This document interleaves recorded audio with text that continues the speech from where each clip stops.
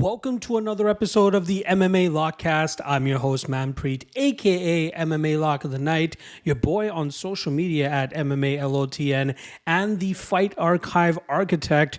And if you are one of those people that like to go out there, predict your own fights, break down your own fights, and analyze your own fights, make sure you leave no stone unturned by utilizing the resource, which is the MMA Fight Archive. We have direct links to past fights for all the upcoming competitors for the promotions under the UFC or LFA, Bellator, PFL. This week alone, we got UAE Warriors as well as Fury Challenger Series. Next week, we got LFA, Invicta, and Cage Warriors. Over 2,500 fighter profiles are on there right now. Check it out using the link in the description below for a 7-day free trial to check it out for yourself. Before you even have to spend your own money, you can check it out and see how the service works and how it can be beneficial and making your life even that much easier, ensuring that you don't have to do any of your scouring of the web looking for these links. We got it all on this one page for you. Check it out. As you can see from the graphics that you'll be shown during this read, make sure you guys check it out. Link in the description below. 7-day free trial. Take full advantage. Why not? It's free. All right. We are going to be going over UFC 294 on this episode, which is a rematch or headlined by a rematch between a super fight that took place earlier this year between Islam Makhachev for the lightweight title going up against featherweight champion Alexander Volkanovski. Obviously, this fight was put together on short notice after Charles Oliveira suffered an unfortunate cut in the last round of training before he was supposed to head out to the UAE. Luckily for us fans and luckily for myself, this is a fight that I'm way more excited for, especially considering that we just got Oliveira versus Makhachev pretty much a year ago. I know we got Volkanovski and Islam earlier this year, but I felt like that was a much closer fight, and it's going to be way more competitive than the Oliveira fight that we would have gotten. Also, co-main event, big replacement there as well as Khamzat Chimaev was originally scheduled to fight Paulo Costa. Instead, now steps former welterweight champion Kamaru Usman. I'm a little bit skeptical about him jumping in on short notice, but based on his IG and based on recent interviews, he's been staying active enough that he can go out there and probably give us some of his best work, and especially against a guy in Khamzat Chimaev who we're still trying to see tested, a guy that we're still trying to see face adversity and still pick up a victory. He did it against Gilbert Burns, but now he's taking a step up in competition against Kamaru Usman. Let's see if he can get it done.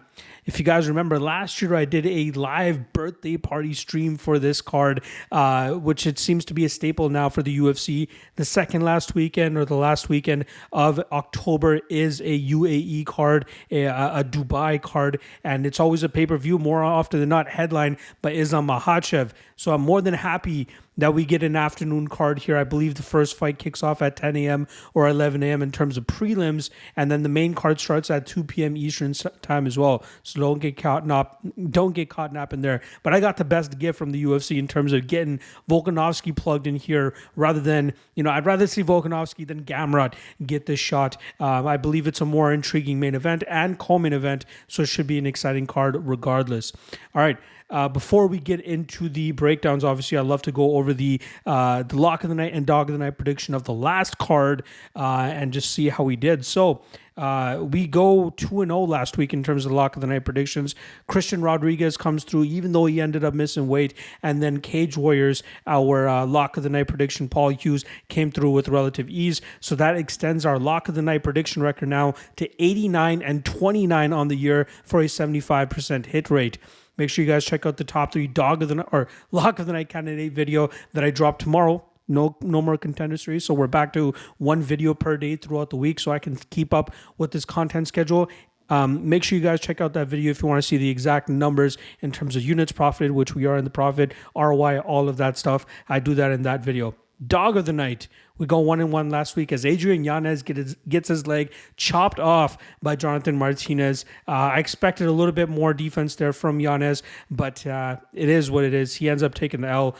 Dog of the night for the Cage Warriors does come through as we got the under for the Ryan Shelley fight. He gets choked out in the second round, but that under 2.5 was plus 150. So I was very happy to hit on that. That now brings our dog of the night record to 49-69 for a 42% hit rate. Again, Wait for Wednesday for the top 3 Dog of the Night candidates video to come out to find out the exact numbers behind our Dog of the Night campaign for 2023. Reminder, there is no UFC event next week, which means that there is only LFA and Cage Warriors, which I do breakdowns for, but I'm only going to be doing them on the Patreon page, the Lock of the Night Patreon page. Check the link in the description below for that if you want to get action in for next week. Again, no UFC, so we'll be keeping our focus on that, and then we'll be back to, I believe, November 4th for the UFC Sao Paulo breakdown. So no more Lockcast, at least for next week. We'll be back the following week. And lastly, a quick plug for GodzillaWins, a platform that has been given to me in terms of dropping written breakdowns for you guys still on a weekly basis. Wednesdays, we drop the main event breakdown. Thursdays, we drop the 3 best Moneyline spots for you guys. So if you want to check those out, I'll have those updated in the description below. Just click on over there, show those guys some love. They do a lot of great content on the NFL as well, which we're in the thick of right now, and not to mention all the other great sports that are about to kick up. NHL about to start up, and NBA about to start off as well. GodzillaWins has you covered for all the picks, predictions, and bets. Make sure you guys check those guys out. All right. We got, I believe, 13 fights, 12 or 13 fights for this card. So let's not waste any more time. Let's get right down to it. First fight of the night is a highly anticipated UFC debut for Shara Bullet Magomedov as he goes up against Bruno Silva. Now, I heard a lot of mixed reviews about Magomedov when people were studying him. And personally speaking, I wasn't that, I wasn't as harsh on him as most people were. I was kind of impressed. He has a 11-0 record. He has a bunch of modified rules in MMA, and I believe if you tally those up, that's up to 17-0. The main modification in those fights was the fact that there were 3-minute rounds compared to the regular 5-minute rounds. But he still went out there and did the damn thing. He's finished pretty much 10 of his 11 fights, only gone to a decision once, but he pretty much showcases the same game every time out. This guy is a striker. Magomedov, don't let that fool you. The guy likes to go out there and strike. He utilizes a very mobile striking game in terms of staying on his bicycle, moving a lot, utilizing his fast reflexes to touch up his opponents from distance, but staying consistent with the kicking game. He loves to throw kicks, loves to snap it to that thigh and stay on that barrage of kicks, and then moving out of the way in terms of his opponents trying to countering him. They're unable to catch him really cleanly. Usually when you see him punching, it's mainly just a fast jab down the middle, really touching up his opponents, not with a whole lot of power, although I've seen him drop and almost flatline a dude with a jab in the past, but it's more so just to maintain that distance, put something in his opponent's face, and then eventually get back out into distance where he can start using his kicking game. In terms of his grappling, I've never really seen him go for a takedown. I see him get sucked into a takedown where he ends up on top position, lands a couple of strikes, and then he just works back to his feet because he doesn't really care in terms of utilizing that ground position, even if it's a dominant position. He wants to go out there and hit you with shots and try to put your lights out. So I was kind of impressed from what I saw. I'm going to be honest. His opponent this weekend, Bruno Silva, is no stranger to going out there and fighting Russian prospects. Before coming to the UFC, he had a great run that he had with the M1 Challenge promotion where he was going out there stuffing takedowns and then knocking these guys out later, even very highly regarded fighters such as Alexander Shlemenko. Bruno Silva has been having a roller coaster run in the UFC thus far. I believe he's 1-3 over his last 4 fights, having a very flat performance against Bruno Silva. He came back, knocked out Brad Tavares. Early stoppage, but still got to finish there. Good for him. And then last time around, he stuffed the 2 takedowns that Brendan Allen tried throwing at him, but he was able to keep the fight upright until Brendan Allen landed a big shot that dropped Bruno Silva, and then Silva had no say in the fact that this fight was now taking place on the mat, where Brendan Allen clearly had an advantage and Allen was able to get the submission and get him to tap. Normally, Bruno Silva likes to utilize his power punching style, especially in the pocket, looking to knock his opponents out. That's his style. He's a striker.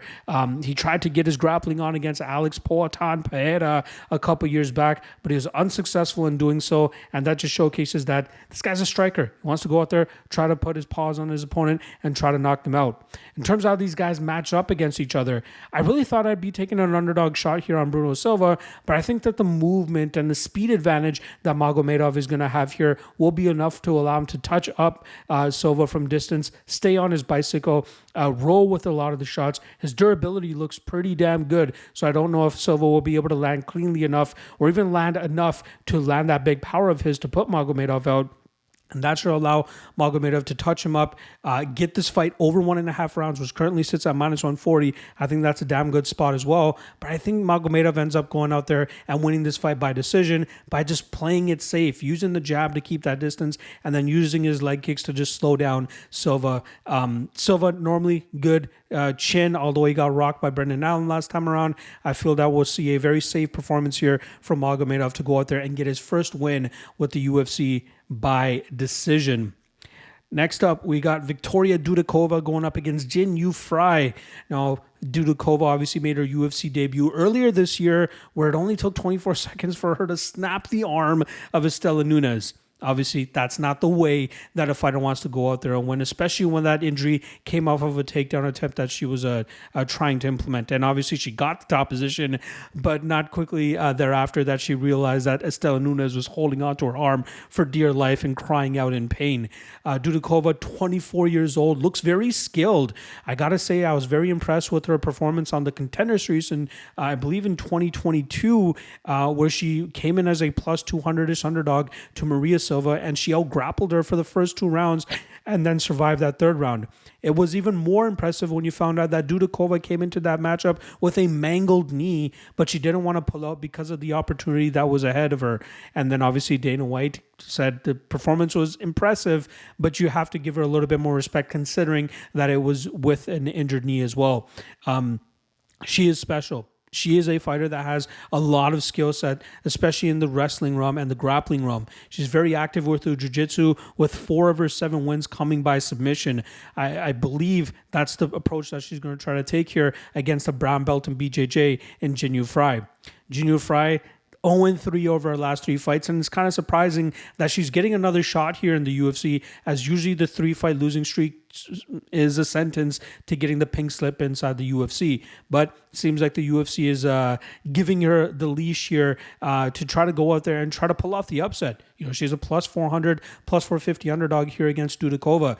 Normally, we see a low volume striking game from Jin Yu Frey, but also an aggressive wrestling game, which kind of works out sometimes. You know, she tried doing it against Elise Reed, and it looked good for about 6 to 7 minutes until she was unable to establish that top position, allowing Elise Reed to win the second 2 rounds just off of damage alone and pick up that decision victory. And you're starting to see Frey slow down at 38 years old. You're seeing that her style is just not as effective as it used to be when she used to be the Invicta Atomweight champion. I'm expecting Dudakova to, obviously, she's the younger fighter here. She's going to be more explosive, more powerful, and I used to underrate her strength, physically speaking. I was pretty much proved wrong in the Maria Silva fight, especially with the bum knee. I'm expecting her to be the stronger of the 2 here against Jin Yu Frey, and from there she should be able to get the takedowns, should be able to stay out of the submissions of Frey, dominate her from on top, and likely win this fight later on inside the distance by opening up a submission opportunity for herself. I'm a little bit queasy laying minus 600 on a young up-and-coming fighter that hasn't really faced too much adversity, but I feel like the skill set is just, completely in Dudakova's favor here. What she is good at is exactly what Jin Yu Frey is good at, but she's just younger, more explosive, and stronger, and I expect Dudakova to be able to pull out this win and inside the distance, let's call it 2nd or 3rd round. Next up, let's move on to Nathaniel Wood going up against Mohamed Naimov in a featherweight matchup. And I'm highlighting the featherweight aspect of this fight because since Nathaniel Wood has moved up to this division, he is now 3-0. Last time he went out there and defeated Andre Fili 29-28 on the scorecards. It was a fight that was 1-1 going into that final round. And I believe Wood was very happy that he didn't have to sacrifice an extra 10 pounds the day before so that he can go out there and perform to the best of his abilities. It was his speed and volume and some opportune takedown opportunities that allowed him to get that victory over Andre Fili. And I think that's him at his best. He's a guy that uses his speed and his fight IQ to touch his opponents up from distance and just do good enough damage that it looks good enough for the judges so he can get his hand raised by decision. Exactly what he did against Charles Jourdain in the fight prior to that. This guy is extremely talented and he's still only 30 years old, if I'm not mistaken. You know, he was a highly touted prospect down at bantamweight, but now at featherweight, not having to kill himself to make that 135-pound weight limit, I believe we're going to see the best of Nathaniel Wood moving forward. His opponent this weekend, Mohamed Naimov, made a successful short-notice UFC debut earlier this year when he knocked out Jamie Mullarkey in the second round. However, the first 6 minutes of that fight not really going to a plan for him. We saw Mullarkey rough him up in the clinch, land some takedowns, do some good work on the feet as well, but it seemed like there was this split-second moment where Mullarkey overextended a little bit too much in the pocket, allowing Naimov to land a big bomb to put his lights out so that he can get his hand raised. But I think Naimov is a guy that will do really good against the bottom half of the featherweight division. He doesn't seem to have what it takes to compete with the upper half of this division. He's a guy that has a decent wrestling game, some big power in his hands, but he's kind of low volume. There have been plenty of moments where guys have been able to outstrike him, outwork him, and then outgrind him as well because his takedown defense looks pretty sketchy. And this is one of those fights where I feel like Nathaniel Wood is the far more complete fighter here, has far more relevant and legitimate experience compared to what Naimov brings to the table. And as long as Wood can stay safe, utilizing his speed, his footwork to stay away from the big power of Naimov, I'm fully expecting Wood to go out there and put on a masterclass against Naimov. From his striking to his takedowns to even his jiu-jitsu, I wouldn't be surprised if we see Wood actually snatch up a submission. But my official prediction for this matchup is going to be Wood and Wood by decision. Next up, we got Mike Breeden going up against Anshul Jubli. We'll start off on the Breeden side, who's 0-3 in the UFC now, and similar to Jinyu Frey, I expected him to get cut, but it seems like he's taken this gatekeeper spot to go out there and test an untested prospect in Anshul Jubli, and the UFC was more than happy to give him that opportunity. Back in August, we saw Terrence McKinney absolutely put a barrage of shots on Breeden, which eventually stopped that fight 85 seconds into the first round. Breeden is normally a striker, but also claims that he has some wrestling chops, although I gotta say I haven't really been the most impressed from what I've been seeing off of the tape that I've been watching of his. He's been training at Marathon MMA, which is slowly becoming a stellar training camp for some of these up-and-coming guys. Maz John's getting a big win over Dan Argueta a couple weeks ago. But Breeden, I just don't think he's UFC level at this point in time. He's a guy that will be behind in terms of physical capabilities, a guy that will be behind in terms of volume. And I got to see those wrestling chops before I can go out there and believe that's something that he can implement in his game. His opponent this week in Anshul Jubli won the road to UFC earlier this year and put on some pretty good performances in both of his appearances. The first matchup, we saw him go out there and touch up his opponent over 15 minutes, utilizing volume and speed to make it look good enough for the judges for him to get his hand raised.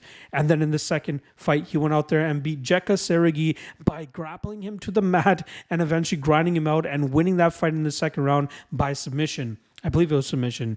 I could be wrong. It could have been TKO. Regardless, he dominated him on the mat. On the regional scene, he is a guy that clearly has a BJJ background where he initially got into MMA, as he's been able to take his opponents to the mat, grind them out, and eventually find a submission, getting them out of there. I gotta say, the level of competition he's been facing on the regional scene, very, very low level. But it's very assuring to see him be so successful against some of the guys he's been facing in his past couple fights. Now it's just on him to go out there and continuously provide that type of success for us to believe whether this guy is a legit prospect or not. I don't necessarily agree with him being such a giant favorite here over Breeden because I still have some question marks about him. But for the most part, I expect him to be the more active fighter against Breeden here, and he should be able to complete a couple takedowns to switch it up. But I think the majority of his success is going to come from moving laterally a lot, utilizing his volume, and utilizing his long-range weapons to touch up Breeden. As long as he doesn't get clipped, or as long as Breeden doesn't have this untapped wrestling potential that we don't know about, I'm expecting Jubli to cruise in this matchup and win it by decision. Next up, we got the return of Abu Azaitar as he goes up against Cedriques Dumas. Starting off on the Azaitar side, he's been in the UFC since July of 2018 and has only competed twice.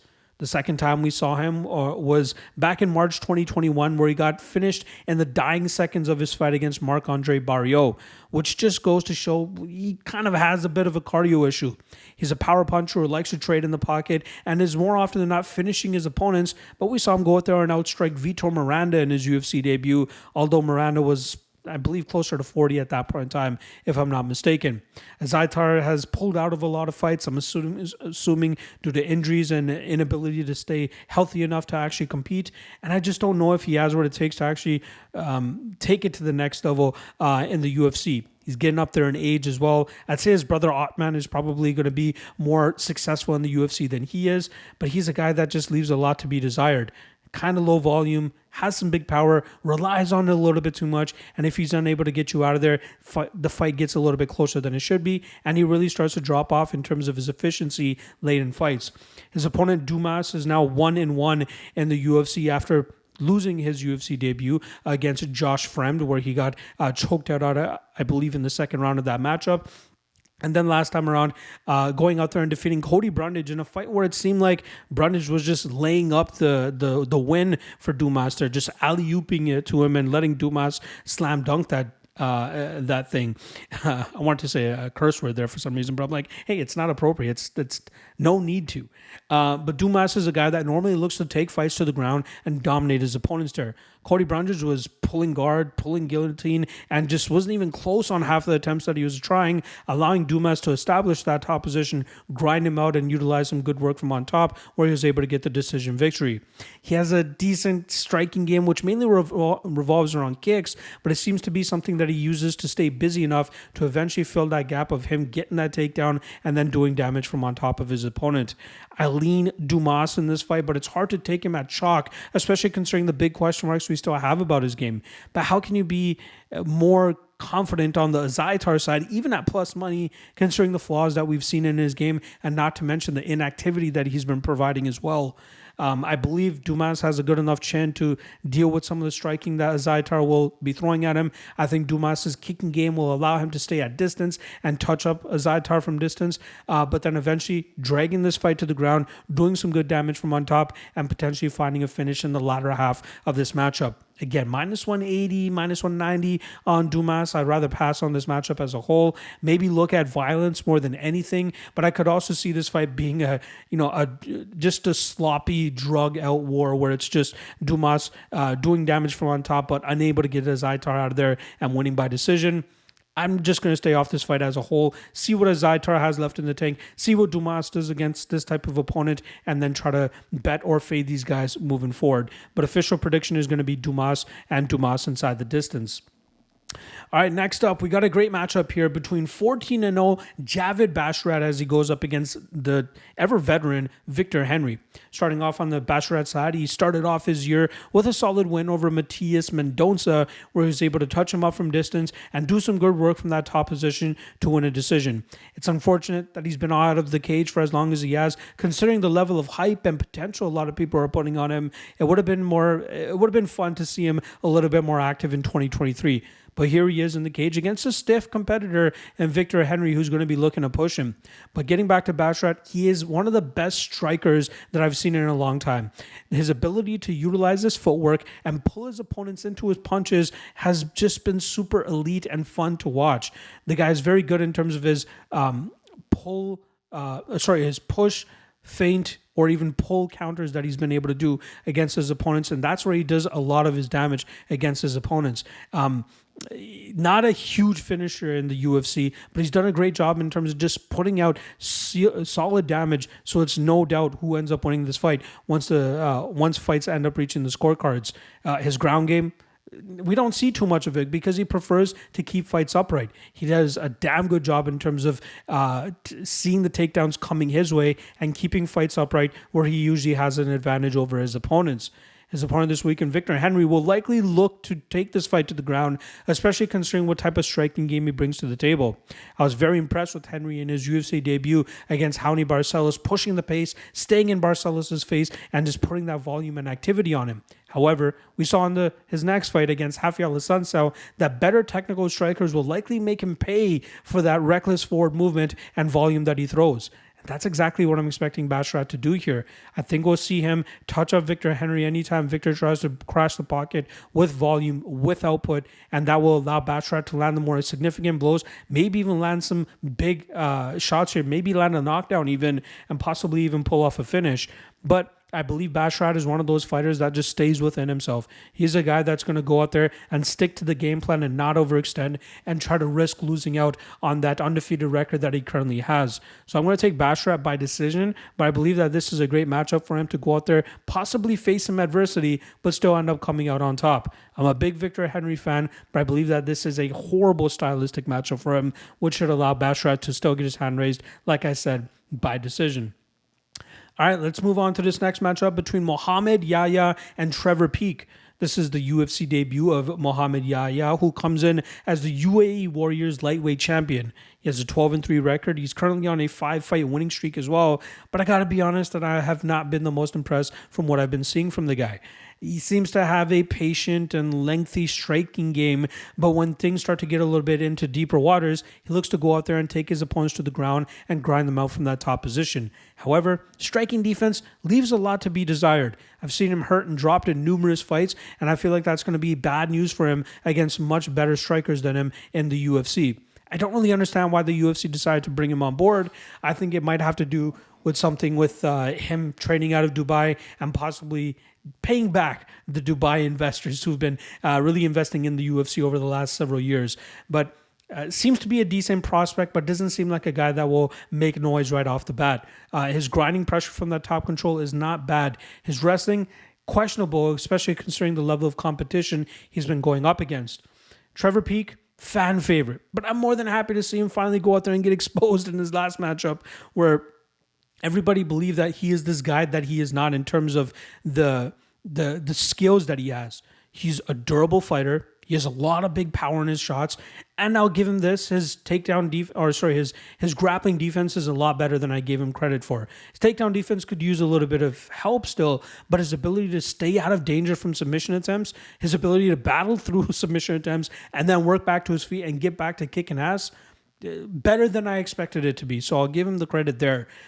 He is a fan favorite. He is a guy that's going to always go out there, give it his all, and make it an entertaining fight no matter who he's going up against. I just think the shortage in skill and talent that he has will keep him from the top of this division. So if the UFC knows what's best, they're going to go out there and give him these favorable matchups in terms of favorable, entertaining matchups. And I think that this is a matchup that he can actually go out there and win, as I believe, like I said, Yahya is pretty hittable, and he's a guy that's going to leave his chin on the center line to allow Peek to just land and throw big shots and end up getting the win here.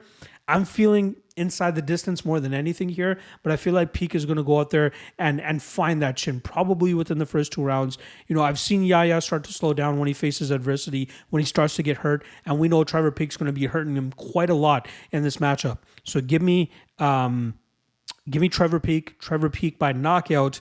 But I just feel queasy about playing him at chalk, especially knowing the shortage of skills he has. Again, luckily for him this weekend, he's fighting a guy in Mohamed Yahya who's just not that impressive to begin with anyway. So I can understand if you're looking to take that minus 140 on Trevor Peek, but I'm just going to take him inside the distance and get a little bit of plus money out of that. All right, next up, a very fun matchup here between Tim Elliott and Mohamed Mokaev. We'll start off on the Elliott side, who's riding a 2-fight winning streak since 2022. I was very confident in him in his last matchup against Victor Altamirano, as I fully expected him to go out there and do what he did. Grapple him to the mat, use a lot of control time, and land enough damage that the referee or the judges saw that fight in his favor. He has the most awkward MMA game that we've ever seen. He strays far from the technical aspects of MMA, but still has managed to carve out a solid spot for himself on the UFC roster. From his grappling to his striking, he doesn't follow the fundamentals of those disciplines, but he's still very effective with it. You know, from the weird angles that he tries to create with his striking to the weird grappling sequences and scrambles that he creates, usually he ends up coming out on top in those spots and then dominating from that top position or doing good work with his striking. But we see when he faces higher levels of competition, it's harder for him to pull that off. We saw that he is capable of pulling off upsets, especially like what he was able to do against Tagir Ulanbekov a couple fights back. But I feel like there is a cap, especially with him getting up there in age. He'll be turning 37 at the end of the year, and that's usually not the best sign, especially for fighters at this weight class. Anything below 155, 170, it's tough to be successful, you know, at anything older than 35, especially when the talent level gets so high. His opponent this weekend, the 9-0 Mohamed Mokaev, continues his run of dominance. Last time around, he went out there and defeated Jafel Filho, finishing him in the latter half of that third round, getting his hand raised by finish. But he didn't do it without facing a little bit of adversity. We saw Filho obviously sink in that very deep knee bar, and you could see Mokaev in clear pain. And I believe he had to do some rehab in terms of injuring something in his knee due to that submission. But we saw his resilience, his ability to battle back from adversity and still pull off the victory in the last 30 seconds of that matchup. He is a guy that has phenomenal scrambling ability. He stays ahead of his opponents, one step or two steps ahead in those scrambles, making sure that he always ends up in dominant position. And his ability to push that pace over 15 minutes is much better than I gave him credit for earlier when he first made his UFC debut against Charles Johnson. He just stays on his opponents, doesn't give them a moment to breathe, and he has a good enough cardio to do it for 15 minutes if required. His striking is still catching up. A lot of it is just a lot of flashy, non-substance type strikes, but it's all just to fill the gaps till eventually get in on the hips of his opponents, dragging them to the mat and then dominating them from that top position. As much as I like Tim Elliott, I just don't know if he's going to be worth the underdog's shot in this fight. He could pull it off. Don't get me wrong. I'm not investing in Mokaev at minus 600 here, but if you get me down to closer to minus 400, minus 350 even, maybe I'd be more inclined to throw him into a parlay, as that will be a little bit more beneficial than throwing him in at minus 600. But I believe that Mokaev will be a step ahead. I believe Mokaev will land the more damaging shots, and I believe he'll end up getting his hand raised by decision. Not as confident, and most people will likely be on Mokaev as they seem to be every time he steps inside the cage. Tim Elliott is a legitimate opponent and a legitimate adversary that will push Mokaev into spots that he may not have been in the past, but I believe that he is skilled enough and talented enough to still come out on top. So give me Mokaev, and Mokaev by decision. Next up, we got Saeed Nurmagomedov going up against Muin Gafurov. Last time around, Nurmagomedov came up short against Jonathan Martinez in a very closely contested fight. Nurmagomedov had some success of his own with some power shots and even some grappling success, but the reasoning that I laid out in that breakdown for the Martinez fight is why I was able to cash as on Martinez as an underdog and could potentially cash here on Gafurov as another underdog. Nurmagomedov lacks output. Nurmagomedov lacks an assertiveness at times. It seems like he's a little bit lazy at times. Unless he's able to just catch a choke like he did against Saeed Yokub Kakramanov or like he did against Cody Stamen, or if he is unable to get finishes, his decision loss or wins are still very close. Like the decision win that he had against the first fight that he had, Justin Scoggins. Controversial, should have gone the other way. The Douglas Silva DeAndrade fight, two judges scored separate rounds for Douglas Silva and DeAndrade, saying that there could potentially been a universe where two judges could have scored that fight in Silva DeAndrade's favor. It's just a low volume output. He's just so reliant on getting a choke, getting a knockout, getting a spectacular finish that he doesn't throw enough volume in return. He needs to get knockdowns. He needs to get significant control time, which is not something he usually looks to do. He just likes to throw a spinning back kick, throw some power shots at times, and then try to go for the guillotine anytime his opponents look for takedowns. On the flip side, for Gafurov, he got outpaced and out-cardioed by John Castaneda in his UFC debut earlier this year, but this is still a guy that can have success in the UFC. He had a solid second round where he was the one pressuring, utilizing his output and his forward movement to really put it on Castaneda, but Castaneda was just too much for him in the third round. Like I said, better gas tank and better pace. But Gafurov is a solid fighter. He's still only 27 years old.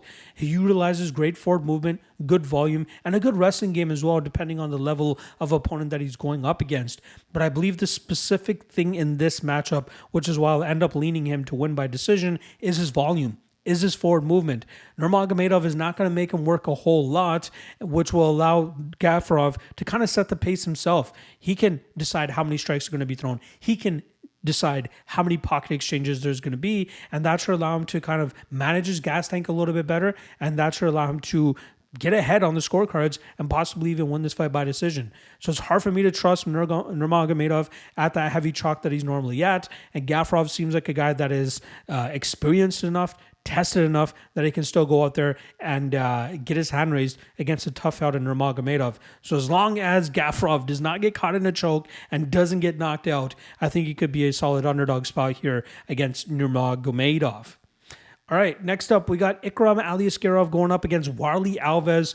I'm a big fan of Aliskerov. I was bummed that he didn't get the Paulo Costa fight at first. I was bummed that Naimov had to pull out, and now he has to settle for Warlley Alves, who's been on a roller coaster run throughout his UFC career as well.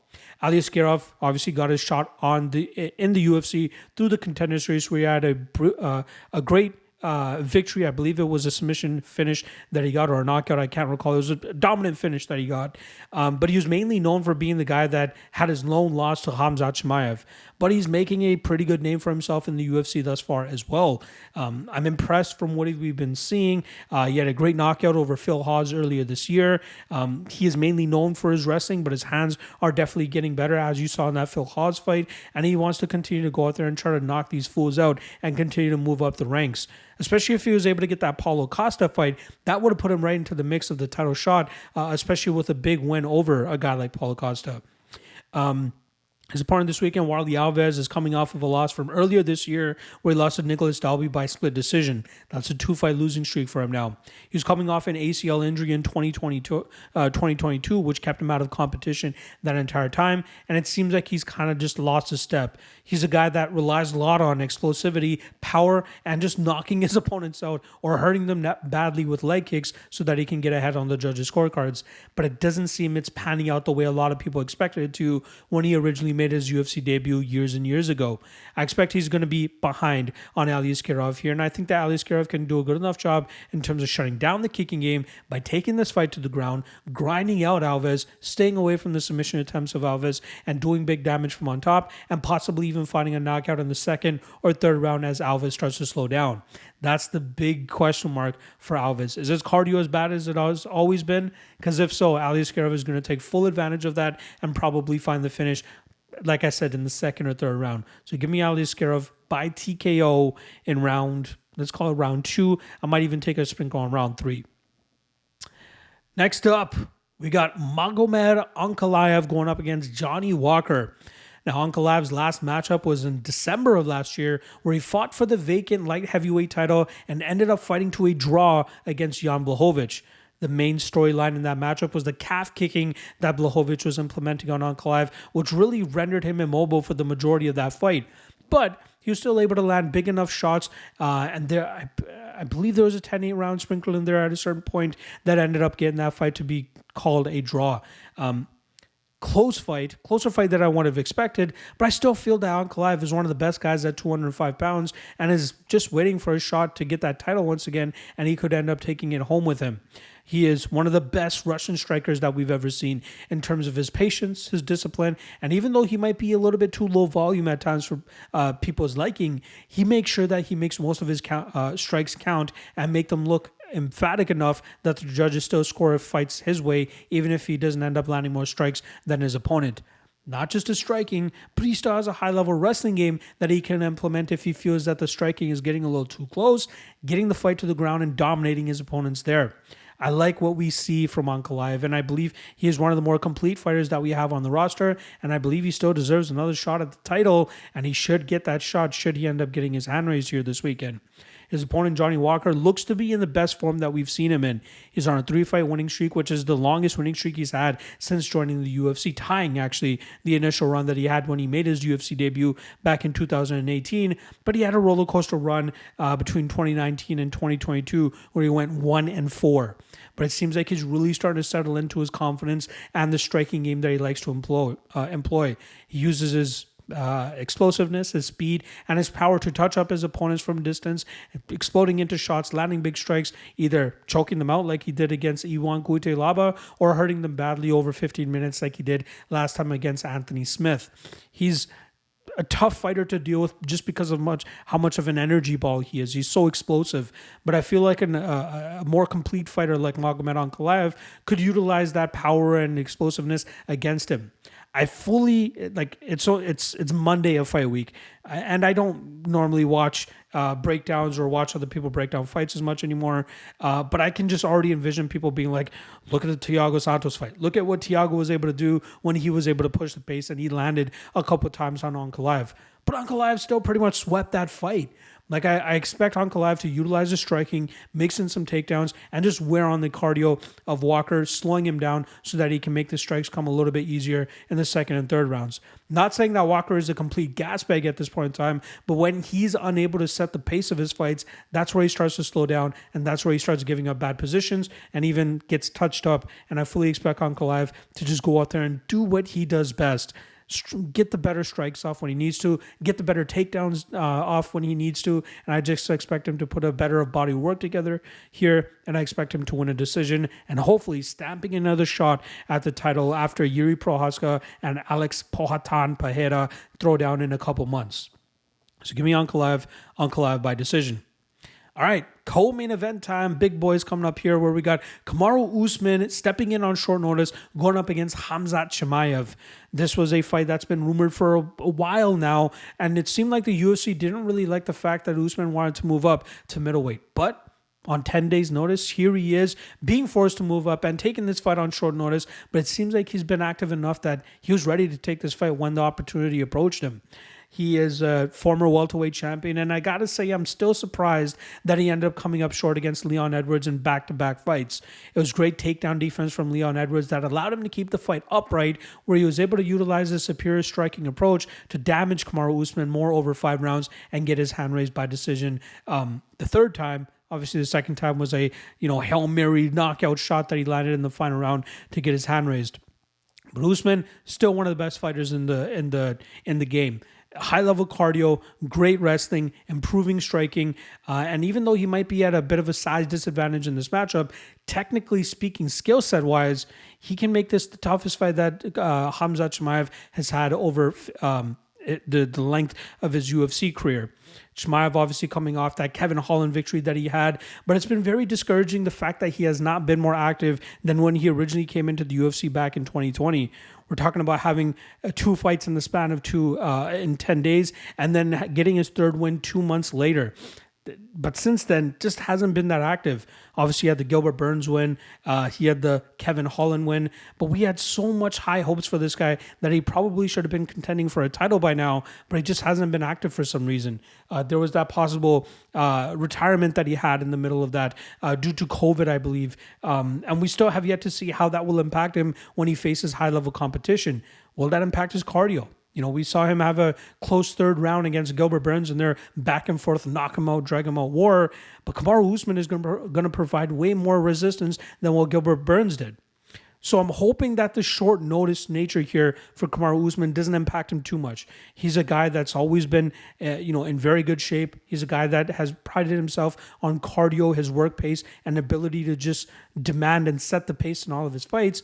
And if he can do that here against Chimaev, stop the takedowns of Chimaev, stay in the striking realm and push the pace and use that output, use that forward pressure and stay in Chimaev's face, he can make this fight look very good in his favor. So I know the majority of love is on Chimaev this week, but I'm going to be the contrarian here. I'm going to be the guy that says that Kamaru Usman can get back to his winning ways, even on short notice, against a guy in Chimaev. Usman, like I said, the best fighter that Chimaev has fought, bar none. And we're getting plus 200 on him. Short notice or not, Usman is going in there trying to continue to build upon his legacy. Probably the most pissed off he's ever been, especially on the 2-fight losing streak that he's currently on. And maybe he has the chops to go out there and give Chimaev his first loss. It's possible. I'm going to go Usman, and I'm going to go Usman by decision. Possible third round sprinkled there as well. Even if Usman is the one coming in on short notice, I have some question marks in terms of Chimaev's ability to deal with a guy that puts the pace and pressure that Kamaru Usman normally puts on. So give me Usman and Usman by decision. All right, that brings us to our main event of the evening, where we got Islam Makhachev defending his lightweight title for the second time against Alexander Volkanovski, who is currently the featherweight champion. Now, Volkanovski has apparently wanted to fight by the end of the year, but the UFC said he didn't really fit into the schedule. Hence, they were planning to put him into that January main event slot against Ilya Topuria. And his plans apparently is still to make that date, but we'll see how the fight goes this weekend first. Now, the majority of this breakdown will have to do with how the first fight went. And then we'll talk about the X factors in terms of the short notice, the surgery, the recovery for Volkanovski in between that time. The fact that Volkanovski has already fought once since that last matchup against Makhachev. We'll talk about that as well. But let's hone in on their first matchup back at UFC 284 in February in the backyard of Alexander Volkanovski. Obviously, I believe that Islam did enough to win the first 2 rounds. The second round, closer than the first, but I still believe Makhachev did enough to win that round. Third round, clear Volkanovski round, lands some big shots, stuffs the takedowns. He was the one doing way more work in that round. The fourth round, this is the one that pisses me off the most because it could have been the one that ended up allowing Volkanovski to win this fight. Makhachev clearly slowing down, clearly not as effective as he was early in this matchup, goes for a takedown, gets in on the hips of Volkanovski.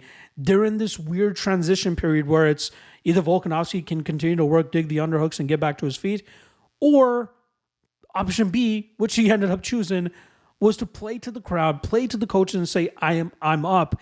And in doing so, gives Makhachev the opportunity to get ahead of him in that scramble and then secure that back position where he was able to ride it out for the last 4 minutes of that round. Now, I will even say this. There is a very small argument you can make that Volkanovski deserved to win that fourth round due to the fact that he outstruck him 49-19 in that round. It was Makhachev holding on for dear life as Volkanovski was defending the chokes, and there wasn't even any chokes that were close to getting in on Volkanovski there because Volkanovski did a great job in terms of defending one of the arms, keeping one of those arms trapped so there was no choke even in play, and then punching with the other arm. If we're talking about on strictly damage, I get it. Makhachev was in a dominant position, but he was nowhere near close to getting a finish. He wasn't posturing up. He wasn't trying to, get Volkanovski belly down. He wasn't threatening with any chokes. Volkanovski was landing big shots the entire time, and he, just based off of damage alone, you could give that fight, that round to Volkanovski. But I digress. I understand why all 3 judges gave that round to Makhachev. But if Volkanovski didn't make that one little mistake, he could have made it look like the 5th round, which is where he stopped the takedowns, started landing big shots, started directing the pace of that fight, started setting the pace of that fight, staying in Makhachev's face, seeing that he's sucking wind and landing more damage and pulling away with the fight. The final minute, rather than just throwing down big shots from that top position, I would have loved to seen him get back to his feet and try to get another knockdown that could potentially lead to a finish, just as he got the knockdown with whatever, it was 90 seconds left in the round, if I'm not mistaken. So, much closer fight than the plus 295 pre-fight odds indicated on Volkanovski, and nobody believed me that it would, most people did not believe me that it would be as close of a fight as it was, and Volkanovski showed out that time. Now, I get it. He's coming in on short notice this time around. He had surgery, I believe, back in July or August I believe it was just to clear up the bone spurs in his elbow. He had the dominant victory over Yahya Rodriguez in July. Big win for him there. Staying active, being one of the most active champions on the roster. According to him, he got back to sparring and training in September, early September, the week of Adesanya versus Strickland. So he's been roughly training for a month and a half.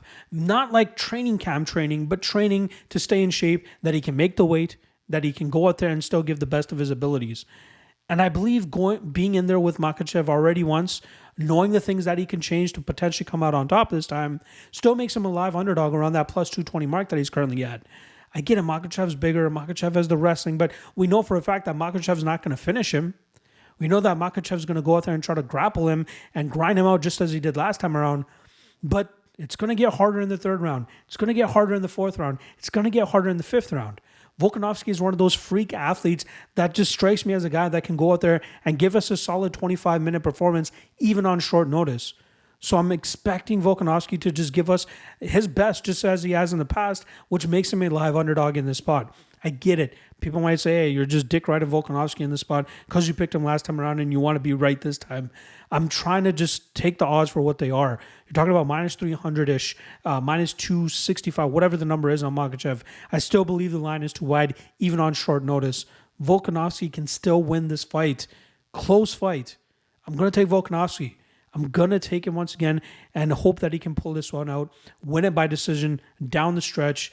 Hopefully he doesn't gas out. Hopefully he is as ready as I believe he is. Otherwise, I don't think he would have taken this opportunity whereas he could have demanded another shot down the line with a full training camp. He believes he's ready enough at this moment in time to take the shot. I believe that he's ready enough to go out there and actually get the win. So I'm going to take Volkanovski by decision. The over is not bad either. We know this fight will likely go the distance. There you go. And new lightweight champion, double champ, Alexander Volkanovski. Fire me in the comment section below. Grill me as much as you want. That's where I'm going to be going. And hopefully I'm able to say, I'm right, come Saturday afternoon. If not, I took a shot on a plus 220 underdog on the guy that is currently considered the pound for pound best fighter on the roster. We'll see what happens. There you guys go. Breakdowns on all the fights for UFC 294. Reminder that it is an early card since it's taking place in Abu Dhabi. It's going down, I believe, 10 a.m. or 10:30 a.m. First prelim fight, 2 p.m. Eastern. Main card start time. Make sure you guys check it out. I'm going to be lit that day watching those fights. The next day is my birthday, so I'm just going to be enjoying it as much as possible.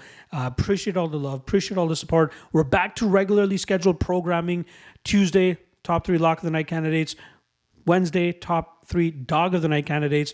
Thursday, quick picks video, as well as the Locky 2-step. And then Friday, 3 best prop bets. And then Saturday, fights, baby. All right. Reminder, no fights next weekend for the UFC, but there are regional fights, LFA and Cage Warriors. If you're looking for those breakdowns, check the link in the description below for the Lock of the Night Patreon page. I'll be dropping written breakdowns for every single one of those fights to just carry you guys through to the November 4th event at UFC Sao Paulo. All right. Love you guys. Appreciate you guys. Drop that like and subscribe, and I'll see you guys tomorrow.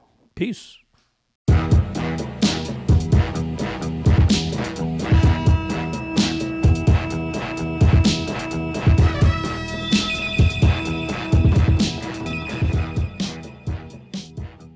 Last thing,